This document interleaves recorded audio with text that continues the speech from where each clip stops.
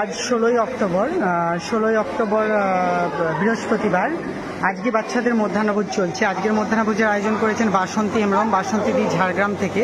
ওনার ছেলে মেয়ের দুজনের জন্মদিন উপলক্ষে মার্শাল এবং মৌপ্রিয়া দুজনের জন্মদিন উপলক্ষে বাচ্চাদের মাংস, ভাত, মিষ্টি, পাঁপড়, চাটনি, ডাল সমস্ত কিছু এবং একটু সবজির বদলে একটু করে আলু ভাতে হয়েছে। তো এইভাবে উনি পাশে দাঁড়িয়েছেন এবং বাচ্চাদের সাথে জন্মদিন পালন করলেন। ওনাকে বাসন্তীদিকে জানাই অসংখ্য ধন্যবাদ আমার বাচ্চাদের সাথে এরকম পাশে দাঁড়ানোর জন্য। এবং বাসন্তীদির মতো যারা তাদের স্পেশাল দিন আমাদের সাথে কাটাতে চাইছেন আমার বাচ্চাদের সাথে অবশ্যই যোগাযোগ করবেন।